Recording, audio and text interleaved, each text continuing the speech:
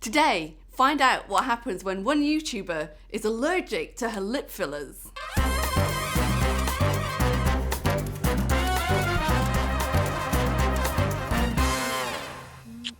Hi guys. So everyone knows that sometimes when you have a non-surgical procedure performed, it doesn't always go 100% of the time to plan. Weird things can happen. Sometimes you can get a bump in one area or another, or you can get a bit of swelling that lasts longer than you had anticipated. Sometimes you can get a bruise, and these are all kind of fairly normal things that can happen after you have particularly a lip injection. But what happens if suddenly you become allergic to your lip fillers?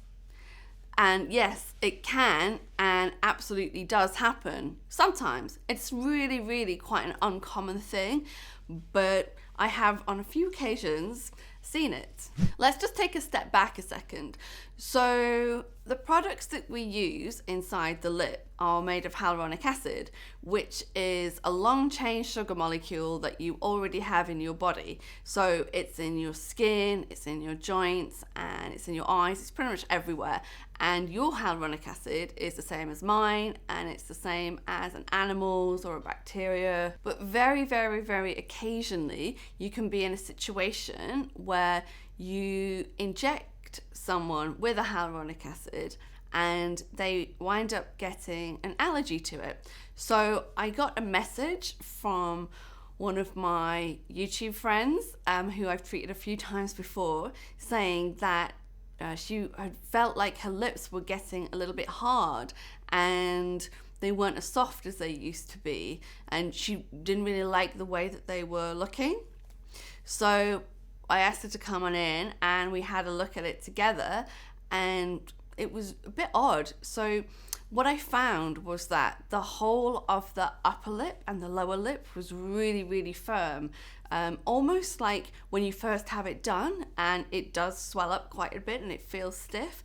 But she actually hadn't had any injections done for a good 4, maybe even 5 months before that. You can find that sometimes when somebody gets an infection somewhere else in the body, so maybe they've got a urinary tract infection, or I don't know, some kind of skin infection or a chest infection, that an area that they've previously had filled with hyaluronic acid filler can swell up a tiny little bit. There's some sort of immune response taking place there, and this hasn't really been explored extensively in the literature yet. It's just something that I've noticed clinically. I've even had it happen to myself. So the first time was back in 2010, where literally everywhere that I had filler swelled up. So that was pretty much my whole face, but it went away again just after a few days. And the second time I had it, I noticed after I got food poisoning, my lips swelled up loads and then went back down again really super quickly. But if you find that you've got this kind of persistent inflammatory response, the best thing to do is just remove the product. So this lady, she'd had before some Juvederm filler. So we'd used one called Juvederm Vollift and one called Juvederm Volbella. And then after that, we'd put a product called TSL RHA3. They're all hyaluronic acids over the top. Structurally, Juvederm and TSL are kind of pretty similar because they have a lot of the same science behind them. The original manufacturers of Juvederm and TSL are linked. So when she came back into the clinic, we removed the lip filler using hyaluronidase, which took us a couple of goes.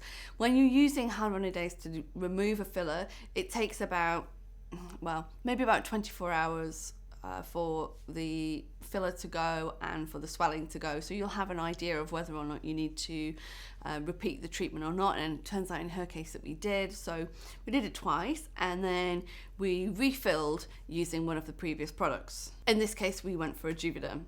I think this is a really interesting thing that can sometimes happen after you've had fillers, and not many people talk about it. So I just thought it'd be super helpful for me to make a video for you guys. So I guess the take-home message here is, sure, of course, sometimes the unexpected can happen when you're having non-surgical treatments, but there's always a way to remedy any issues that you might face or come up against.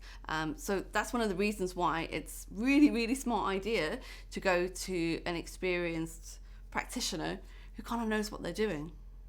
Let me know in the comment section below if you've ever had any issues like this. It'd be super interesting to find out. Don't forget to like the video and subscribe to the channel. And if you're feeling in the mood, you can always ding the bell to make sure you're getting those notifications. See you later.